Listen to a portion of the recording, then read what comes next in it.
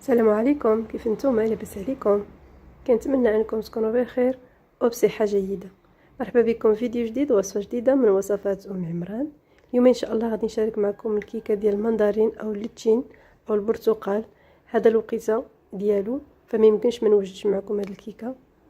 كنوجدها اكبر قدر ممكن في هذا الموسم ديال الليتشين. فخليكم معايا باش تشوفوا المقادير وطريقه التحضير. كتجي خفيفه مفشفشه كيف كتشوفوا، مهويه، ما كتجيش مزيته وما كتجيش ناشفه.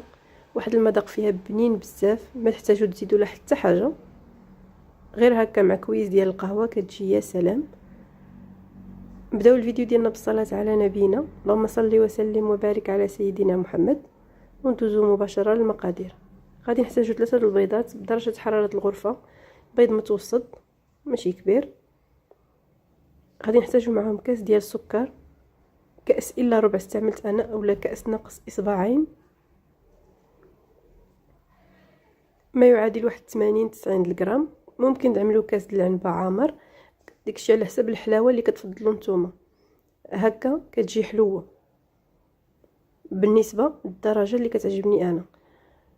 غادي نضيف قبيصة ديال الملح، وغادي نضيف ساشي من سكر فانيلا باش يحيدنا الزفرة د البيض. وغادي نخلط كلشي بالطراب الكهربائي حتى يذوب السكر، حيت عندي سنيده غليظه. فغادي نطرب مزيان حتى كيترغوى الخليط وكيبيض اللون ديالو شويه، يعني كيولي اصفر فاتح. ممكن تعملوا هذه الخطوه في المولينكس او في الخلاط الكهربائي في الكاس ديال الخلاط، وتخلطوا مزيان حتى يترغوى لكم الخليط وياخذ واحد الكثافه. عاد ديك الساعه تبداو تضيفوا الزيت كذلك ضفت كاس الا ربع من كاس العنبه.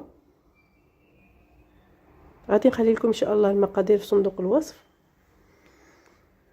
ومن بعد غادي نضيف من بعد ما نطرب، المده اللي بغيت كنطرب بها بالطراب الكهربائي هي واحد 4 دقائق، 2 دقائق قبل ما نبدا نضيف الزيت، و2 دقائق وانا كنضيف الزيت ضفتو على على 2 دفعات.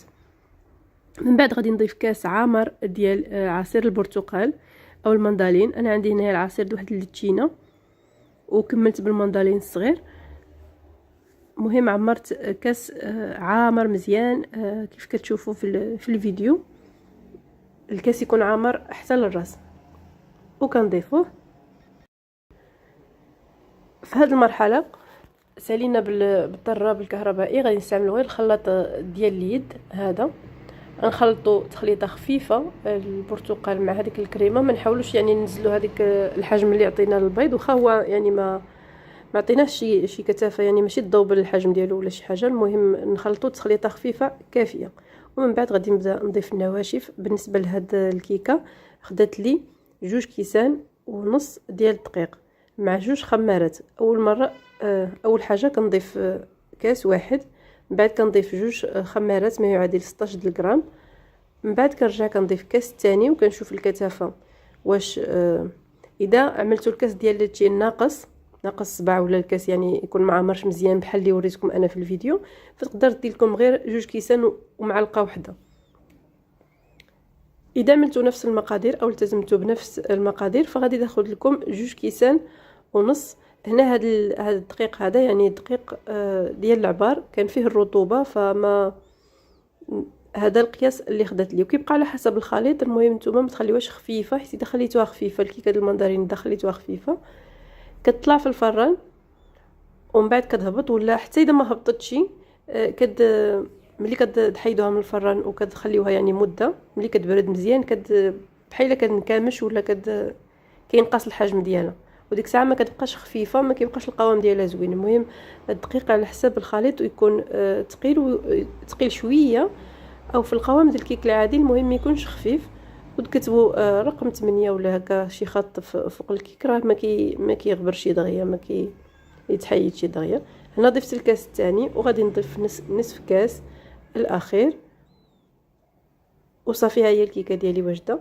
هنايا انا في الاخر زديت بشر الليمون وبشر البرتقال، يعني الحامض والليتشين، حكيت منهم شويه هكا في الاخر مره باش تنسم لي الكيكه ديالي، حيت عملت غير ساشي واحد الفاني. ممكن تضيفوا قشور البرتقال او لا قشور الليمون في الاول. غير هو ملي كنضيفوهم في الاخر كيبقى النسمه ديالهم مجهده في وسط الكيك، كندخلوها مباشره للفران وكيطلقوا هذيك الزيوت ديالهم لداخل الكيك كيجي منسم اكثر. صافي هنا ممكن تضيفوا معلقه الخل، ولكن كنظن في هذا الفيديو في هذا الكيكه هذه انا بالنسبه لي راي شخصي ما كتزيد والو المعلقه الخل. علاش؟ حيت اصلا المندرين اللي استعملنا فيه الحموضه، ديك الحموضه كتتفاعل مع الخميره ديال الحلوى وكتعطينا نتيجه جيده في الكيك. فالكيكات اللي كيكون فيهم غير الحليب بوحدو اولا فيهم غير الياغورت او دانون ممكن اننا نضيفوا فيهم الخل كيحسن النتيجه. اما الكيكه ديال المندرين او ليتشين ف واخا ما نضيفوش الخل فكتجي خفيفه وهشيشه ويا سلام. هنا اكيد مول مدهون بالزبده ومرشوش بالدقيق. المول اللي كيجي بالكيكه كتحمق هو هذا المول. المهم هنا عملتها في فران بارد، كنعملها 10 دقائق من الفوق ولتحت درجه الحراره 200 ولا 190 حيت هذا الفران ديالي ما كيسخنش بزاف.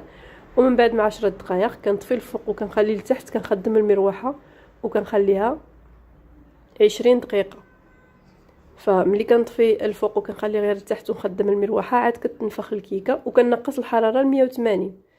صافي من بعد ما كدوز نص ساعه كتكون طابت، كيكون باقي خصها غير شويه تحمر، كنزيد لها 5 حتى 7 دقائق نشعلها من الفوق وكتكون الكيكه ديالي هي هذه. من بعد ما خرجتها من الفران مباشره قلبتها فوق واحد الشبكه حتى كتدفى او تبرد. هنا كانت باقا دافيه وقطعتها معكم باش تشوفوا الشكل ديالها من الداخل. راه شفتوها في الاول ديال الفيديو. كتجي واحد الكيكه اللي خفيفه وهشيشه وبنينه. ممكن تعملوا كلاصاج د السكر كلاصي من الفوق، كيف ما ممكن تدهنوها بالكونفيتور ودرشوا عليها الكوك. كيبقى لكم الاختيار التزيين، شي حاجه اللي اختياريه. انا كنخليها غير هكا مع كويس ديال اتاي اولا مع كاس ديال القهوه، كتجي يا سلام وبنينه. حتى الكو ديال الوليدات ماشي مجخطنا، يعني ماشي فيه بزاف ديال مثلا نزينوها من فوق بالشوكولا ولا داكشي اللي كيرون. وليداتي كتعجبهم، سهله بسيطه، من الاساسيات ديال لي كيك. ممكن تكون اول كيكه تعلمت لها اولا من بعد الكيكه ديال الياغورت. هاد الكيكه هذه من الكيكات المفضله عندي. ما بقى لي الا نقول لكم هنايا الفيديو ديالي سهله، كنتمنى توجدوها لوليداتكم وتستمتعوا بها. خليوا لي لايك اذا كنتم مازال حتى دابا ما عملتوا لي شي لايك، اشتركوا في القناه اذا كنتم مازال ما اشتركتوا. نتلاقى بكم في فيديو مقبل، خليتكم على خير، السلام عليكم.